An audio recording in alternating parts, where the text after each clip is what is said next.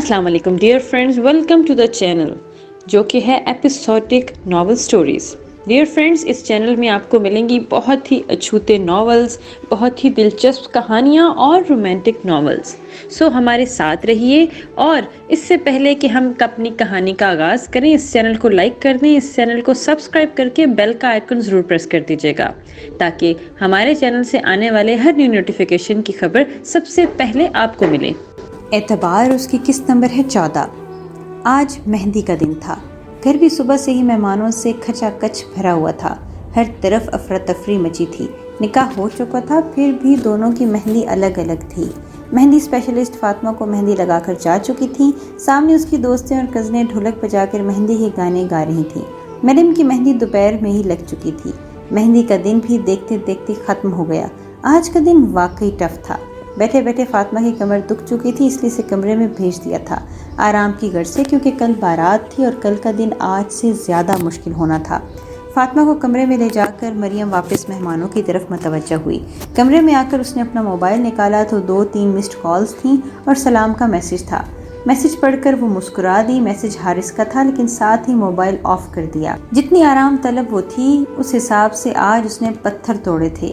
اب اس میں جاگنے یا بیٹھنے کی بالکل ہمت نہیں تھی۔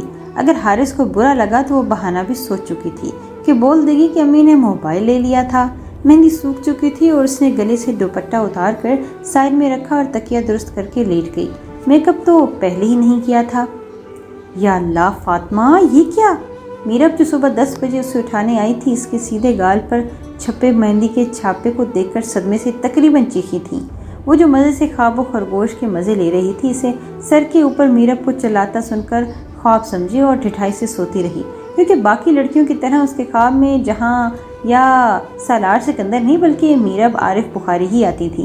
یا اللہ، اس کو سدھارتے سدھارتے میں عادی ہو گئی ہوں۔ غصے سے کہتے انہوں نے فاطمہ کے اوپر سے کمفرٹر کھینچا۔ سردیاں اتنی نہیں تھیں، پر اس کی عادت تھی کہ وہ گرمیوں میں بھی اپنے اوپر چادر لے کر سوتی تھی۔ چادر کھینچتے بھی فاطمہ ہڑبڑا گئی تھی۔ کیا ہوا امی؟ بدلے میں انہوں نے غصے سے گھورا اور بازو کھینچ کر کھڑا کیا، ڈریسنگ ٹیبل کے سامنے کھڑا کر دیا اور جس گال پر مہندی کا چھاپا تھا وہ آئینے میں سامنے کیا۔ اوہ، یہ کیا ہوا؟ اب کہ یہ صدمے بھری آواز فاطمہ کی تھی۔ یہی میں پوچھ رہی ہوں کہ یہ کیا ہے؟ رات کو بنا مہندی دھوئے کیوں سوئی تھی؟ اب وہ دونوں ہاتھ باندھے فاطمہ کو گھور رہی تھی۔ پارلر والی نے کہا تھا کہ رات کو مہندی لگائے رکھنا اور اس سے رنگ اور گہرا آئے گا۔ پہلی گال پر مہندی چھپنے کا صدمہ تھا، اوپر سے میرب کی غصے بھری گھوری۔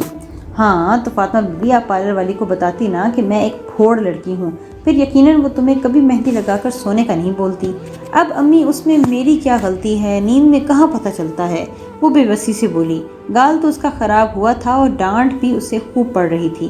ہاں، نیند میں کسی کو ہوش نہیں ہوتا، پر تمہاری طرح کوئی سوتا بھی نہیں۔ اچھی بات ہے یہ گال لے کر بیٹھنا اسٹیج پر، اللہ رحم کرے حارث پہ۔ غصے سے بولتی وہ کمرے سے نکلتی چلی گئی اور فاطمہ نے دروازے کو دیکھا جہاں سے وہ گئی تھی، پھر منہ بنا کر واپس اپنے گال کا جائزہ لینے لگی جہاں مہندی کا ڈیزائن صاف نظر آ رہا تھا، البتہ رنگ اتنا گہرا نہیں تھا۔ چونکہ بارات بڑے پیمانے پر ہوئی تھی، کیونکہ فاطمہ کے دوستیں ہی دوستوں اور پھر 200 سے بھی اوپر تھیں۔ بارات آنے میں 10 سے 15 منٹ تھے اور فاطمہ اور مریم اب تک ہال نہیں پہنچے تھے۔ کتنی بری بات تھی کہ بارات آ جائے اور دلہن ہی نہ ہو۔ میرب اضطرابی کیفیت میں ادھر سے ادھر ٹہل رہی تھی، ادھر سے ادھر چکر کاٹتے ہوئے کوئی نہ کوئی ان کے پاس انہیں مبارکباد دینے اور جیسے وہ خوشی سے قبول کرتی، یہ سلسلہ جاری تھا۔ فاطمہ کی آج رخصتی تھی، پر آج بھی وہ فاطمہ پر غصے ہوئی بیٹھی تھیں۔ دل کر رہا تھا کہ ایک تھپڑ لگائیں اسے۔ مجال تھا جو وہ لڑکی کبھی ان کو سکون لینے دیتی۔ پارلر جانے کے آخری وقت میں وہ اپنے لہنگے کا شرٹ رکھ کر بھول گئی تھیں اور مہمانوں سے بھرے گھر میں ڈھونڈنا اور زیادہ مشکل تھا۔ پورا گھنٹہ بھر ڈھونڈنے کے بعد اسے یاد آیا کہ وہ تو واش روم کے کوئی کوٹی پر ٹنگا ہے۔ یہ سن کر میرب کا دماغ گھوم گیا اور شادی کے جوڑے کی شرٹ کا بھلا باتھ روم میں کیا کام، اور پھر جو جواب فاطمہ کی طرف سے ملا اسے سن کر تو وہ چکرا ہی گئی تھی۔ میں فٹنگ چیک کر رہی تھی ایک بار تفصیل سے، وہ مجھے کمر کی فٹنگ میں جھول لگا تھا۔ ان کا دل کیا کسی باتھ روم میں اسے مہینے بھر کے لیے بند کر دیں، اور شاید وہ عمل بھی کر دیتی اگر آج اس کی شادی نہ ہوتی اور وہ پارلر کے لیے لیٹ نہ ہو رہے ہوتے تو واپس اسے جگہ پر نہیں رکھ سکتی تھی۔ خدا کا خوف کرو فاطمہ، کیوں اپنے سسرال والوں سے مجھے گالیاں سنواؤ گی؟ ایک اس پھوڑ کو ان کے سینے پر مونگ ڈالنے کے لیے چھوڑ دیا ہے۔ غصے سے کہتی وہ کمرے سے نکلی اور مریم نے جلدی سے اس کے ہاتھ سے قمیض لے کر لہنگے کے ساتھ رکھی اور اسے لے کر نکل گئی اور اب لیٹ پارلر جانے کی وجہ سے وہ لیٹ ہو گئے تھے۔ وہ مستقل دعائیں کر رہی تھیں کہ بارات سے پہلے وہ آ جائے۔ اسامہ لینے گیا تھا انہیں۔ 5 منٹ ہی گزرے تھے جب ان کی نظریں انٹرس پر پڑیں اور پھر ٹھہر گئیں۔ سر اور وجود پر چادر لیے وہ اپنے ہیل سنبھالتی آہستہ آہستہ چل رہی تھی۔ ایک طرف سے مریم نے لہنگا پکڑا تھا اور دوسری طرف سے اس کی دوست نے میرب نے جلدی سے اس کی نظریں اتار دیں اور کئی دفعہ آیتیں پڑھ کر اس پر پھونکی، اور وہ بے تحاشا حسین لگ رہی تھی۔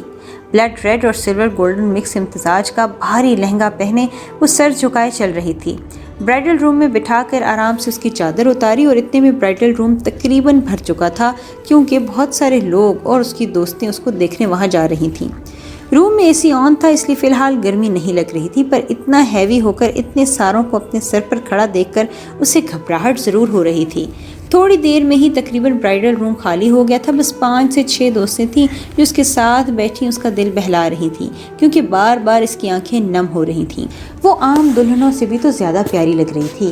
وجہ بیوٹیشین کی مہارت سے کیا گیا میک اپ بھی تھا، اور اس کے چہرے کی کشش اور معصومیت بھی، اور اس کے چہرے پر اداسی نے اور 4 چاند لگا دیے۔ اس کی دوستیں ایک ایک کر کے اس کے ساتھ تصویریں لے رہی تھیں، اور اس کے اکیلے کی بھی الگ الگ پوز سے۔ جب بارات آنے کا شور مچا اور باقی دوستیں جو فاطمہ کے ساتھ تھیں وہ بھی بارات کے شور سے برائڈل روم سے باہر نکل آئیں۔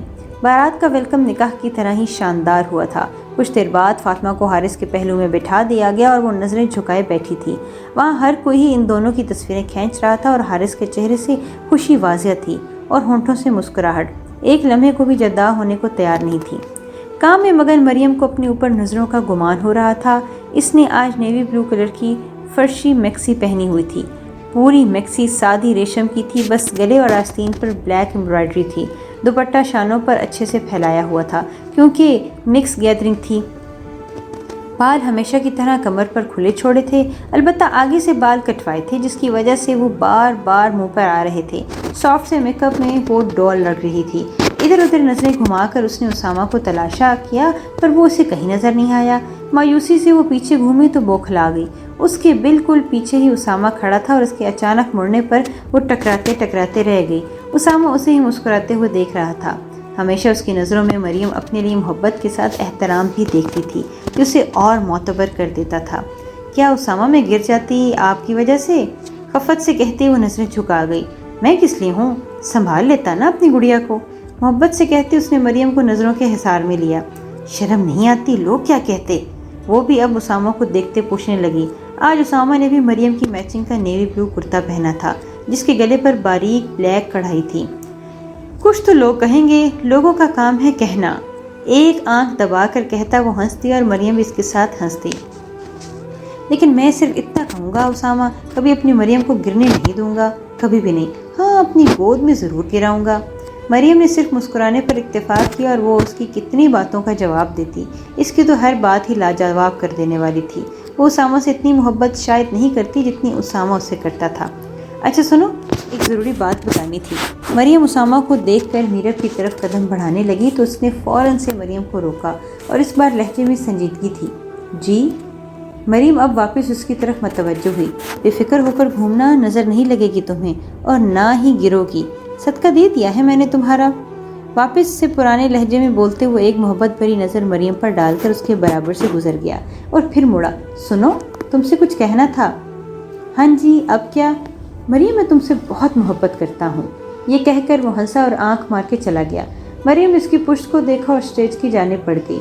اس کی تیاری کامیاب ہو گئی تھی۔ اسامہ نے اس کی تعریف کی تھی بس، اور اسے کسی کی تعریف اور کسی کی نظر کی ضرورت نہیں تھی۔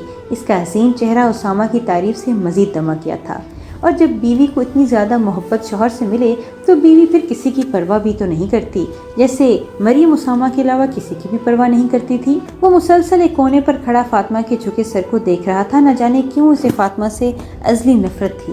فاطمہ اسے بچپن سے ہی پسند نہیں تھی، اس کی وجہ اسے خود بھی نہیں پتا تھا۔ وہ بچپن میں بھی چھپ چھپ کر فاطمہ کو مار کے بھاگ جاتا تھا، یا پھر اس کے کھلونے توڑ دیتا تھا، اور اس کی چاکلیٹ کھا لیتا تھا۔ ہر وہ کام کرتا تھا جس سے فاطمہ روئے۔ اس کا ہنستا چہرہ نہ جانے اسے کیوں برا لگتا تھا، جیسے اب لگ رہا تھا، لیکن اسے صرف چڑ تھی۔ نفرت کا احساس تو اسے اب ہوا تھا۔ فاطمہ عارف سے وہ چڑھتا تھا، اس نے اس سے ریجیکٹ کیا تھا، اور ریجیکٹ کرتا تو اور بات تھی، پھر فاطمہ نے کیسے کیا؟ یہ اس کی انا پر چوٹ تھی۔ وہ فاطمہ سے شادی کے بعد وہ فاطمہ کو بالکل خوش رکھنے کا ارادہ بھی تو نہیں رکھتا تھا، اور اب بھی وہ فاطمہ خوش دیکھنے کا ارادہ نہیں رکھتا تھا۔ فاطمہ کی بدتمیزی نے اس کے غصے اور نفرت کو ہوا دی تھی۔ وہ اپنے کمرے میں اکیلا بیٹھا کھڑکی سے نظر آتے چاند کو دیکھ رہا تھا۔ بظاہر وہ چاند کو دیکھ رہا تھا پر چاند میں کسی اور کو دیکھ رہا تھا۔ آج عارف انکل کی بیٹی کی بارات تھی۔ اکبر صاحب اور مسز اکبر نے اسے بہت بولا تھا چلنے کو تاکہ ذہن ذرا ریلیکس ہو، پر اس نے منع کر دیا تھا۔ کیا بتاتا کہ وہ جہاں وہ دوا کی غرض سے اس کو لے کر جا رہے ہیں وہی تو زخم ملا ہے۔ ماں باپ کے ساتھ دل نہ بھی ہو لیکن سفارش تو انہوں نے کی تھی کہ چلے جاؤ، نصیب میں تو اب وہ نہیں ہے، پر کم از کم دیکھ تو لوگے کہ اس کے بعد تو شاید کبھی دیکھنا بھی نصیب نہ ہو۔ پر اس نے اپنے دل کو ایک بھاری پتھر تلے کچل دیا۔ وہ کسی کی بیوی پر غلط نگاہ نہیں ڈال سکتا تھا۔ وہ کسی کی بیوی تھی اور وہ اس کو چاہ کر بھی کسی اور کی نظر سے نہیں دیکھ پاتا۔ وہ خوش تھی، دعا تھی کہ وہ اپنے ہم سفر کے ساتھ ہمیشہ خوش رہے۔ لازم نہیں ہوتا کہ آپ خوش نہ ہوں اور دوسرے خوش ہوں، یا کچھ ایسا ہی معاملہ ہو، نہیں۔ وہ خوش تھی اور زیان اس کی خوشی سے بالکل مطمئن تھا۔ بس تکلیف تھی دل میں تھوڑی جو وقت کے ساتھ ساتھ ختم ہوتی یا شاید زندگی بھر رہتی، اسے نہیں معلوم تھا، پر اب اس کو خیال کو سوچنا بیوقوفی تھی۔ پر خیالات پر بھی کب کسی کا زور چلتا ہے، لیکن وقت کے ساتھ ساتھ خیالات بھی بدل جاتے ہیں اور یقیناً زیان شاہ کے بھی ہو جاتے۔ کھانے کے بعد رخصتی کا شور مچا۔ حارث کھڑا ہوا اور پھر اس نے فاطمہ کے سامنے اپنی ہتھیلی پھیلائی جسے جھکے سر سے اس نے تھام لی۔ پھر آرام سے حارث کے ہمراہ وہ اسٹیج سے اترنے لگی۔ مریم نے اس کا لہنگا پکڑا، اسٹیج سے نیچے اتار کر وہ ہال کے بیرونی دروازے کی طرف بڑھنے لگی۔ مہمان اور فاطمہ کی دوستیں بھی انہی کے ساتھ چلنے لگیں اور پھر دکھی وقت شروع ہوا۔ میرب آگے بڑھ کر فاطمہ کے گلے لگی اور پھر دونوں ہی کے ضبط ٹوٹ گئے۔ فاطمہ جو کب سے برداشت کیے بیٹھی تھی ہچکیوں سے رو دی۔ اس کے رونے کی آواز پر حارث بھی اداس ہوا اور ایک ہفتے ہی صحیح اسے فاطمہ کی فکر ہونے لگی تھی۔ شاید اس خوبصورت رشتے میں بندھنے کے بعد یہ فکر فطری ہوتی ہے۔ میرب کے بعد وہ عارف صاحب سے بھی ملی اور ہر وقت شرارتی اور اس کی طرفداری کرنے والے اس کے ابو اب بے آواز رو دیے اور وہ رونق تھی ان کے گھر کی۔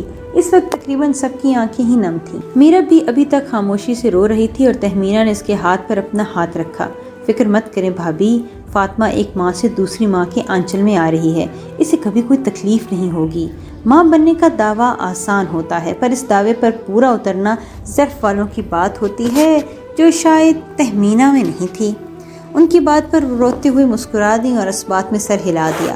عارف صاحب کے بعد مریم اس سے ملی اور فاطمہ کے ساتھ ساتھ مریم بھی ہچکیوں سے رو دی۔ وہاں کھڑے کچھ لوگ حیرت سے مریم اور فاطمہ کو ایسے ایک دوسرے سے لپٹے روتے دیکھ رہے تھے، اور کچھ لوگوں کو یہ اچھا لگا تو کچھ لوگوں کو یہ ڈرامہ، کیونکہ سب کے گھروں میں بھابھی اور نندوں کی تو نہیں بنتی۔ مریم کے بعد وہ اسامہ سے ملی اور اس کا سر اسامہ کے سینے پر ٹکا تھا۔ وہ پیار سے اس کا سر تھپک کر اسے دعائیں دے رہا تھا اور آنکھیں اس کی بھی نم تھیں، مگر وہ رویا نہیں تھا۔ اسامہ کے بعد اس کی کچھ دوستیں اور رشتہ دار ملے تھے اور اس کی پھپھو نہیں ملی۔ وہی گھٹنوں کی تکلیف بتا کر ایک جگہ بیٹھ کر اپنی ناراضگی کا بھرپور اظہار کیا، گویا احتجاج کیا، پر کسی کے لیے وقت رکتا نہیں اور نہ ہی ان کی ناراضگی کی وجہ سے فاطمہ کی رخصتی رکنی تھی اور نہ رکی۔ اسامہ اور حارث کا ہاتھ تھام کر وہ گاڑی تک آئیں اور بیک سیٹ پر بیٹھی۔ بیٹھنے سے پہلے وہ ایک بار پھر اسامہ کے گلے لگ کر روئی، اور اس کے بیٹھنے کے بعد حارث بھی اسامہ اور عارف صاحب سے ملا اور اس نے میرب کے سامنے اپنا سر جھکایا۔ اس کے سر جھکانے پر میرب نے اسے دعا دے کر اس کے سر پر ہاتھ پھیرا۔ وہ گاڑی میں فاطمہ کے برابر بیٹھ گیا اور فاطمہ کی دوسری طرف سندس۔ گاڑی حارث کی خالہ کا بیٹا ڈرائیو کر رہا تھا اور اس کی فرنٹ سیٹ پر تہمینہ بیٹھ گئی۔ سب کی نظریں اس سجی ہوئی گاڑی کی طرف تھیں جو اب وہاں سے جا رہی تھی، جس کے اندر فاطمہ بیٹھی تھی اپنے شوہر کے ہمراہ، اور اس کے جا رہی تھی گھر۔